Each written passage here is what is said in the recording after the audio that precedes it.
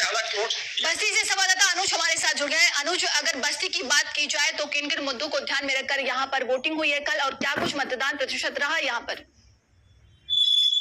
जी बिल्कुल बताना चाहूंगा नंदिनी की बस्ती के जो प्रमुख मुद्दे हैं वो वाल्टरगंज की चीनी मिल है जो पिछले काफी समय से बंद पड़ी है। वहाँ के जो किसान है वह गन्ना की फसलों को बोना कम कर दिए हैं, जिससे काफी गन्ने की फसल में गिरावट है। ये काफी नाखुशी देखी जा सकती है। साफ तौर पे ये देखा जाए कि अगर मिल बंद होने के कारण कहीं न कहीं जो हजारों लोगों का रोजगार का वापस छिन गया है। आपको बता दूं कि पिछली बार जो परसेंटेज था उस बार से इस बार 56% समथिंग 56.67% जो मतदान हुए हैं। कहीं ना कहीं परसेंटेज गिरा। पिछली बार 57.16% मतदान हुए। तो कहीं ना कहीं जो परसेंटेज में गिरावट हुई वो कहीं ना कहीं बीजेपी के लिए चिंताजनक है, क्योंकि जब भी यहाँ पे परसेंटेज बढ़ता है तो बीजेपी की राहें आसान होती है, लेकिन जब भी यहाँ पे परसेंटेज गिरते हैं तो बीजेपी के लिए राहें मुश्किल होती है।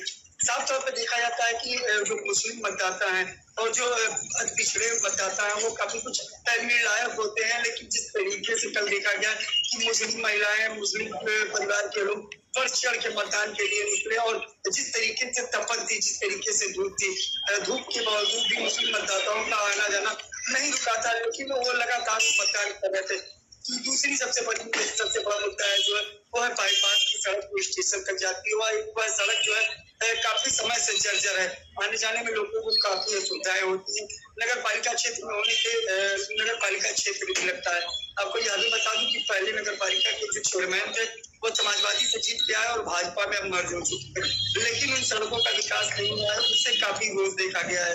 तीसरा सबसे बड़ा जो है वो राजनीतिक पार्टियों का बयान रहा, जिसमें ओपी राजभर हुए, अनुप्रिया पटेल हुए और पुरुषोत्तम रूपाला। इन बयानों को लेकर क्षत्रिय समाज के लोग काफी आहत दिखे, जिनका जो साफ तौर पे भाजपा के अगेंस्ट बोलते हुए भी नजर आए हैं। उनके जो संगठन के लोग हैं वह भी लोगों से अपील भी किए थे कि इस तरीके से अगर बयानबाजी होती है तो ऐसे नेताओं का बहिष्कार करना चाहिए।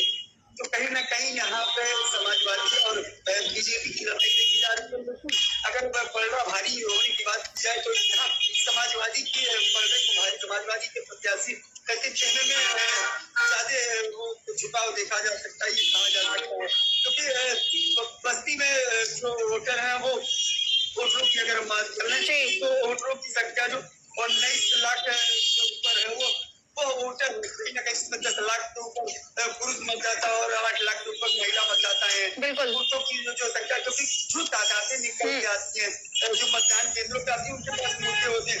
युवाओं ने साफ कर दिया कि जिस तरीके से पेपर लीक पे लगातार युवा जो है सड़कों पे दौड़ के परिश्रम करते हुए तैयारियां कर रहे थे। जब पेपर लीक होता है, कोई भी पेपर जब लीक होता है तो उससे जो छात्र होते हैं वो काफी आहत होते हैं। तो कहीं ना कहीं इन चीजों को लेके काफी कुछ रोज देखने को मिला। और अगर बात क्या लग रहा है, अगर बात की जाए बस्ती में तो इस बार देखिए 4 जून को नतीजे आने वाले हैं, लेकिन किसका पलड़ा भारी दिख रहा है वहां पर अगर हम बात करते हैं तो?